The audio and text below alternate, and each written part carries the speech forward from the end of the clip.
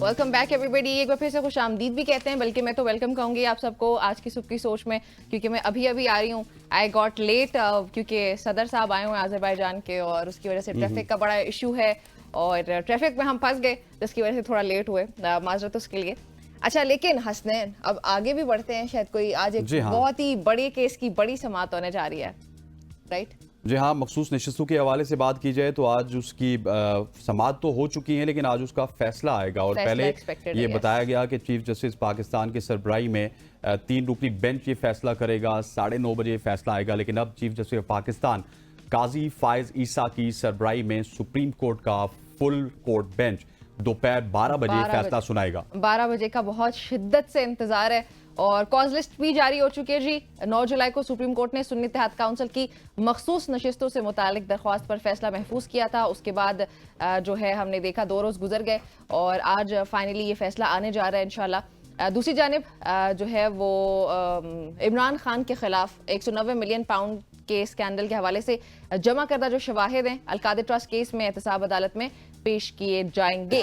अब ये सारे मामलात हैं, इस पे बातचीत करने के लिए हमारे रिपोर्टर बशारत राजा ने इन स्टूडियो हमें ज्वाइन किया और साथ ही हमें रियासत साहब ने ज्वाइन किया है। इनको खुशामदीद भी कहते हैं और फिर जानते हैं कि क्या होने जा रहा है। रियासत साहब अस्सलाम वालेकुम। बशारत अस्सलाम वालेकुम। रियासत साहब क्या होने जा रहा है आज, क्या फैसला आएगा?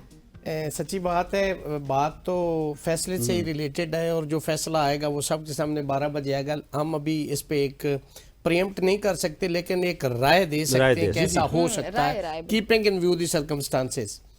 मेरी जाती राय में 4 ऑप्शन है सुप्रीम कोर्ट के पास।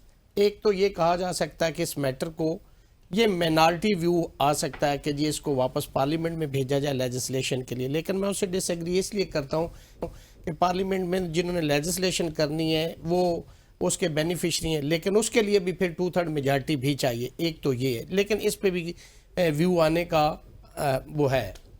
दूसरा ऑप्शन ये कि इनको ऐसे ही छोड़ दिया जाए। नहीं हो सकता ऐसा कि जो उसके आर्टिकल 51 है कॉन्स्टिट्यूशन का, उसके अंदर जो क्वांटम ऑफ सीट्स है आपने वो पूरा ऐवान करना है, उसके अंदर जितनी सीटें, ये दूसरा ऑप्शन है। तीसरा ये है कि क्या ये सुन्नी इत्तेहाद को दी जा सकती हैं, एक ये ऑप्शन है। इस पे मेरी जाती राय में ये है कि जो 104 है इलेक्शन एक्ट का सब आर्टिकल 4 है, उसके तहत ये था कि इन्होंने इलेक्शन से पहले वो लिस्ट सबमिट करनी थी, नहीं की।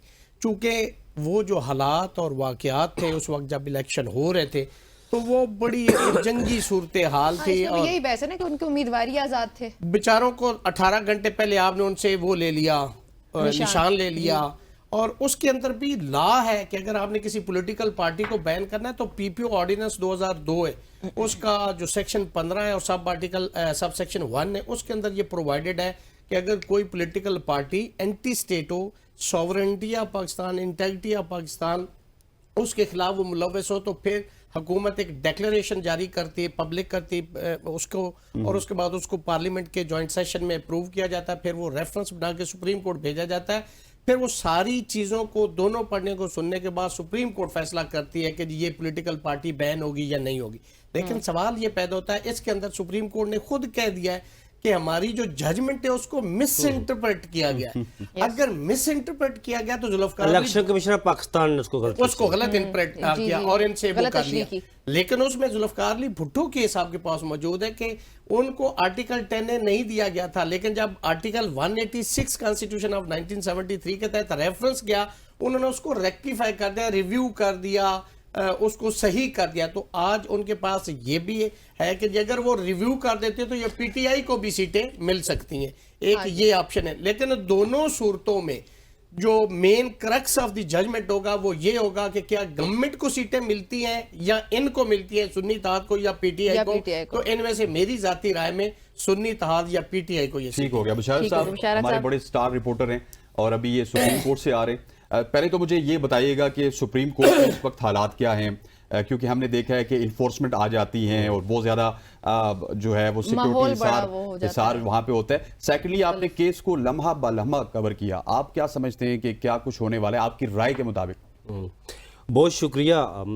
मैं जिस तरह रियासत साहब बता रहे थे, पहले तो मैं आपके सवाल का जवाब दूं कि मैं आज जब सुबह सुप्रीम कोर्ट गया तो मैं अमूमन जब इस तरह का कुछ हालात हो तो बहुत पहले मतलब घंटा 1.5 घंटा रख कर पहले सुप्रीम कोर्ट चला जाता हूँ ताकि रास्ते की बंदिश का जो है ना वो कहीं ना हो। तो मैं आज गया तो सरीना के सामने रास्ता बंद था, मुझे नादरा चौक से टर्न करके अंदर जाना पड़ा। फिर वहाँ पर जो शराय दस्तूर है वहाँ पर पुलिस की गश्त है, रेंजर्स भी गश्त कर रही है और सुप्रीम कोर्ट के अंदर भारी जो नफरी लगाई हुई है सिक्योरिटी के हालात के लिए, सिक्योरिटी सख्त की हुई है आज ताकि कुछ इस तरह के हालात वाक़यात न हो।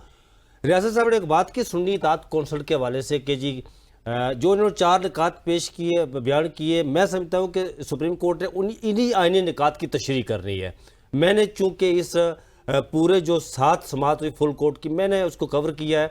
ये मामला शुरू हुआ था 21 फरवरी को जब इलेक्शन कमीशन ऑफ पाकिस्तान में दरख्वास्त दायर की थी सुन्नी इत्तेहाद कौंसिल ने मखसूस नशिस्तों के लिए। तो फिर 27 फरवरी को उसमें फरीक बन गई पीपल्स पार्टी, PMLN, MQM बन गई। 4 मार्च को इलेक्शन कमीशन ऑफ पाकिस्तान ने इसका फैसला सुनाया। उसके बाद 6 मार्च को रियासत साहब ये सुन्नी इत्तेहाद पेशावर हाई कोर्ट चली गई उस फैसले के खिलाफ जो इलेक्शन कमीशन ऑफ पाकिस्तान ने सुनाया था। फिर 14 मार्च को 5 रुकनी लार्जेस्ट बेंच के जो पेशावर हाई कोर्ट का था, मैं थोड़ी सी इसके भाई साहब इसकी बैकग्राउंड बता रहा हूँ आपको ना। 14 मार्च को फिर पेशावर हाई कोर्ट के 5 रुकनी लार्जेस्ट बेंच ने उसकी दरख्वास्त मुस्तरद कर दी थी, खारिज कर दी थी सुन्नी इत्तेहाद कौंसिल की। उसके बाद 12 अप्रैल को इन्होंने रुजू किया था सुन्नी इत्तेहाद कौंसिल ने सुप्रीम कोर्ट से। फिर 6 मई को जस्टिस मंसूर शाह की सरबराही में एक 3 रुकनी बेंच बैठा था जिसने पहली समाअत की थी इस केस की और उसको पेशावर हाई कोर्ट के फैसले के खिलाफ उन्होंने स्टे दिया था और मामला उन्होंने जजेस कमेटी में भेज दिया था कि इस पर क्योंकि आईनी निकात की तशरीह करनी थी, इसको लार्जेस्ट बेंच बनाना है या फुल कोर्ट बनाना है। तो वो फिर जजेस कमेटी ने फैसला किया कि 31 मई को के फुल कोर्ट तश्कील दी और 4 जून से फिर इस केस की समाअत शुरू हुई। 4 जून से मैं समझता हूँ कि जिस तरह रियासत साहब ने कहा कि सुन्नी इत्तेहाद कौंसिल के हवाले से ये चीज़ स्टैब्लिश हुई सुप्रीम कोर्ट के सामने। जो पाकिस्तान सुन्नी इत्तेहाद कौंसिल के वकील हैं फैसल सिद्दीकी साहब, उन्होंने 2018 का बाब पार्टी के हवाले से ये सुप्रीम कोर्ट के सामने ये चीज़ रखी थी कि उन्होंने वहाँ से इंतखाबात में हिस्सा लिया लेकिन मखसूस नशिस्तों की फहरिस्त वहाँ जमा नहीं करवाई थी, उसके बाद उन्हें नशिस्तें भी दी गई। तो फिर वहाँ पर एक मौजूद जज थे जो उन्होंने पूछा कि जी क्या उन्होंने चारों सूबाई असम्बली से इंतखाबात में सड़ी, उन्होंने कहा जी कि चारों सूबाई असम्बली से। फिर वहाँ पर एक और चीज़ स्टैब्लिश हुई 13 रुकनी बेंच में जो मुतफिका तौर पर included chief justice of Pakistan के 13 जनवरी को जो फैसला दिया गया था उसकी गलत तशरीह की इलेक्शन कमीशन ऑफ पाकिस्तान ने। और ये बात चीफ जस्टिस समेत सब जो बेंच के जो जजेस हैं वो मुतफिक है इस बात पर कि उन्होंने गलत।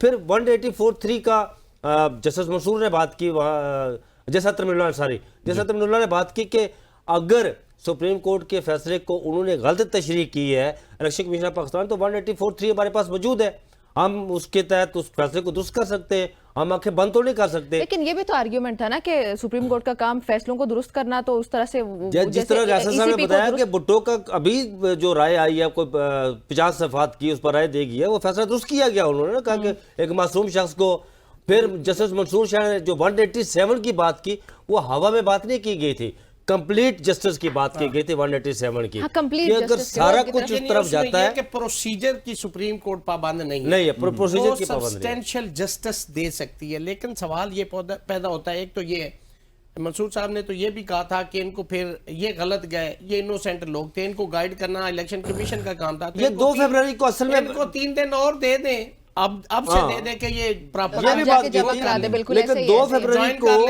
लेकिन एक चीज और बड़ी इंपॉर्टेंट है कि ज्वाइनिंग और ये सारी चीजें छोड़ दे। अगर सुप्रीम कोर्ट ऑफ पाकिस्तान ये कहती कि हमारी जजमेंट को गलत इंटरप्रेट किया गया है, मैं जाता हूं ETO ऑफिस में गाड़ी ट्रांसफर करवाने के लिए, पैसे मैंने जमा करवाने एक स्पेसिफिक बंदे को, उसका नाम है जी गुलाम रसूल है, वो सेक्शन ऑफिसर है, मैं वहां जाके नायब कासद को पैसे जमा करवा रहा हूं और उसकी मौजूदगी में करवा रहा हूं, वो सेक्शन ऑफिसर की मौजूदगी में करवा रहे। वो मुझे कहेगा कि रियासत आजाद इसको नहीं जमा करवाने, आपने इसको करवाने। अगर ये गलत कर रहे हैं तो इलेक्शन कमीशन ने क्या इनको बताया कि आप तो गलत पार्टी को ज्वाइन कर रहे हो भाई, वो तो पार्लिमानी पार्टी नहीं है। जो आर्टिकल 51 है कॉन्स्टिट्यूशन को उसके अंदर सिर्फ लिखा हुआ है कि they are bound to join within 3 days 3 days parliamentary party. There is no mention at all in the constitution के ये लिखा हो कि वो सीटें भी जीत के आई हो या वो सियासी ये बात पार्टी हो। देखिए जस्ट आपको ये जो याद होगा बहस असद सारी साहब छिड़ी कि जिस रही। वक्त अटॉर्नी जनरल पाकिस्तान से जस्टिस मंसूर ने पूछा था कि सुन्नी इत्तेहाद कौंसिल पार्लिमानी पार्टी है, तो उन्होंने कंधे उचकाए ऐसे और लाइलमी का इजहार किया। फिर जस्टिस मंसूर शाह ने इलेक्शन कमीशन पाकिस्तान की वो नोटिफिकेशन दिखाया पूरे बेंच को भी और वकला को भी कि ये है वो पार्लिमानी पार्टी का नोटिफिकेशन जो इलेक्शन कमीशन पाकिस्तान ने किया, और फिर वो स्पीकर सेक्रेटरीट का भी उन्होंने नोटिफिकेशन दिखाया जिसमें पार्लिमानी लीडर सुन्नी इत्तेहाद कौंसिल का जरताज गुल को बनाया गया था वो भी। फिर वहाँ पर एक चीज़ और स्टैब्लिश हुई, ये चीज़ तो ये स्टैब्लिश हुई जो 2 फरवरी को तमाम जजेस इस बात पर मुतफिक थे कि ये हो कैन दिस पॉसिबल कि ये किस तरह मुमकिन हो सकता है कि इलेक्शन कमीशन पाकिस्तान 2 फरवरी को पाकिस्तान तहरीक इंसाफ के जो कैंडिडेट्स थे उनको ज़ाहिर डिक्लेयर कर दिया उसने। पाकिस्तान तहरीक इंसाफ के तमाम उम्मीदवारान ने, इवन जो सुन्नी इत्तेहाद कौंसिल के सरबराह हैं साहबजादा हाफिज अहमद रजा, उन्होंने जो कागजात सुप्रीम कोर्ट में जमा करवाए अपने वो दिखाएंगे, उस पर लिखा हुआ है पाकिस्तान तहरीक इंसाफ ओब्लिक सुन्नी इत्तेहाद कौंसिल। ये उन्होंने अपने नॉमिनेशन फॉर्म पर लिखा हुआ है, वहां पर भी ये चीज स्टैब्लिश हुई। लेकिन ये बशारत किस तरह हो और गया? रियासत साहब, ये तहरीक इंसाफ की तरफ से एक लूप होल तो आप कह सकते हैं कि MWM थी, बाकी जमातें थी, सिर्फ सुन्नी इत्तेहाद काउंसिल की जानिब जाना ही ये, बल्कि इनके मुतादिद रहनुमा खुद भी मानते रहे तहरीक इंसाफ के कि हमसे ये गलती हुई। तो आपके मुताबिक क्या वो गलती थी जिसकी वजह से ये सारा केस और ये सब? बात ये लॉ के अंदर एक लफ्ज है इर्रेगुलरिटी और एक है इलीगैलिटी। इर्रेगुलरिटी जो होती है वो क्योरेबल होती है, इलीगैलिटी ने ये होगी। अब देखिए keeping in view the circumstances, जब इलेक्शन हुए तो जंगी बुनियादों पे हसनैन भाई वो इलेक्शन हो रहे थे, तो वहां पे तो 18 घंटे पहले उनका वो निशान चला गया, ये वो नहीं दी for the sake of argument. क्या जो सब्सटेंशियल जस्टिस है, एक शख्स ये भी सवाल उठाया गया कि जी एक पार्टी सीट ही एक जीत के आई, पार्लियामानी पार्टी तो है ना, चाहे वो एक ही जीत के आ गई, क्या जो आजाद उम्मीदवार है उनका जो quantum of vote reserve seats में बनेगा प्रोपोर्शनेट जो मुतनासिब नुमाइंदगी के बाद, वो कहाँ है? वो फिर खत्म कर देंगे। आजाद जितने 200 आ जाते, लेट्स सपोज 200 ही जीत के आ जाते, तो फिर वो सीटें सिर्फ उनको एक सीट जीतने वाली पार्टी को सिर्फ वो एक सीट ही मिलेगी, उसके निसाब से जो 200 लोगों ने ज्वाइन किया वो सीटें नहीं मिलेगी। कॉमन सेंस की बात इंसाफ की वजह से हुआ या सुन्नी इत्तेहाद काउंसिल की वजह से हुआ?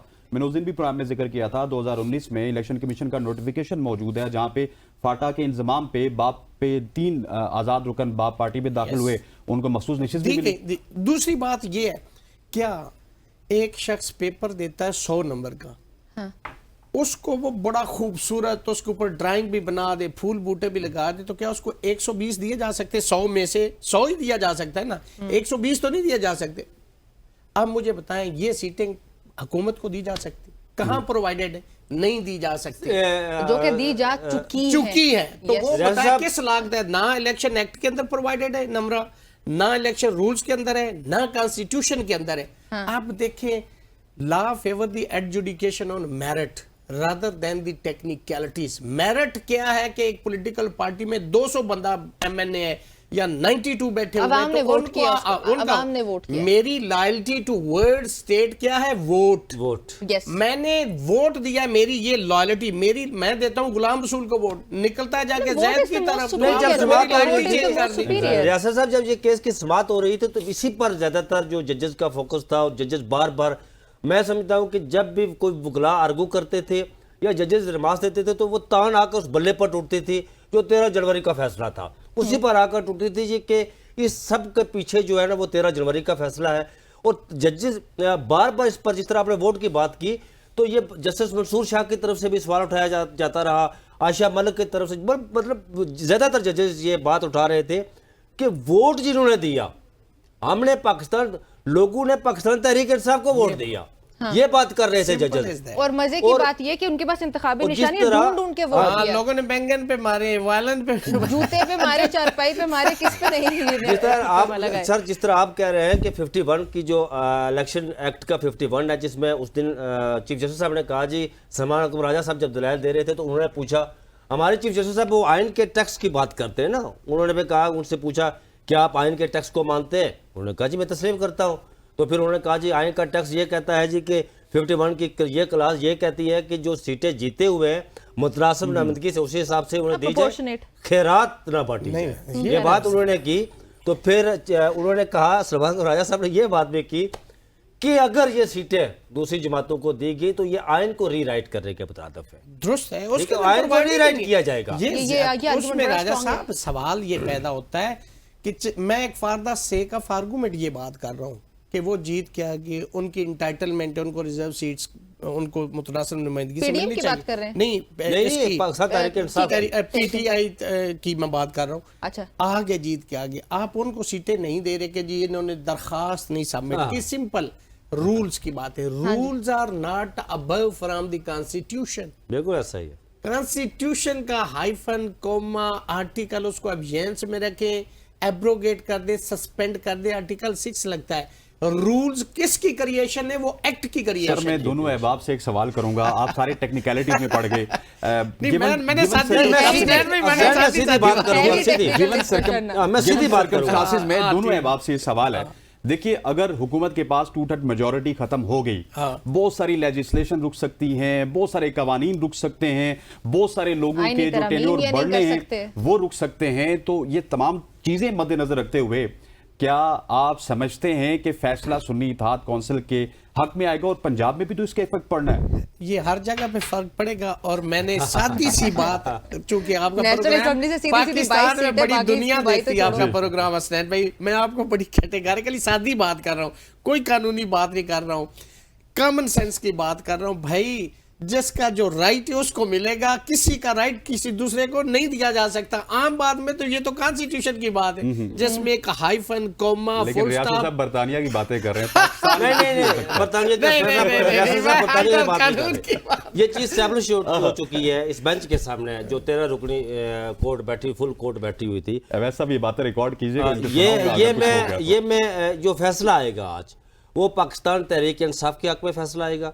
अब देखिए बहुत सारी चीजें हैं, बहुत सारे वाकयात हैं। जस्टिस बशारत राजा साहब ने फैसला सुना दिया। जस्टिस मैंने ये चूंकि मैं राय मैंने अपनी दी, मैंने अपनी राय दी है क्योंकि बहसीयत अदालती पत्रकार, क्योंकि मैं अदालतें कवर करता हूँ पिछले जजेस 10 तो साल अब से। कोर्ट में बैठे राय साहब वो आपका प्रोग्राम नहीं देख रहे, इसलिए वो प्रिजुडिस भी नहीं हो सकते। चलिए ये भी बेहतरीन है। और फिर मेरी ये राय है, मैं आपको जल्दी, बताऊं, 30 सेकंड मेरी ये राय है कि ये फैसला पाकिस्तान तहरीक इंसाफ आएगा। या सुन्नी इत्तेहाद या तहरीक इंसाफ? पाकिस्तान तहरीक सुन्नी इत्तेहाद काउंसिल या पाकिस्तान तहरीक से पाकिस्तान एक ही तहरीक चीज़ है। इंसाफ। ठीक हो गया। और लोग बहुत सारे इस पर वो करते हैं कि 8-5 से 9-4 से फैसला पाकिस्तान तहरीक इंसाफ, लेकिन मैं थोड़ा सा डिफरेंट राय रखता हूँ इस हवाले से। जल्दी। वो राय मेरी ये है कि किसी भी इदारे के सरबराह अगर वो देखे कि मेरे बतात मेरे खिलाफ जा रहे हैं तो फिर वो उनके साथ जा मिलता है, ठीक, मुतफिका तौर भी फैसला आ ठीक। सकता है। चलें जी, Thank you, ये sir. बहुत Thank you, शुक्रिया जज़ाकल्लाह। रियासत साहब, आपका बशारत, आपका बहुत शुक्रिया। नाज़रीन, गुफ्तगू आपने सुनी है, अब फैसला एक्सपेक्टेड है और इंशाल्लाह देखते हैं कि क्या फैसला आता है। जो भी हो पाकिस्तान के हक में बेहतर हो, जो अवाम ने वोट किया है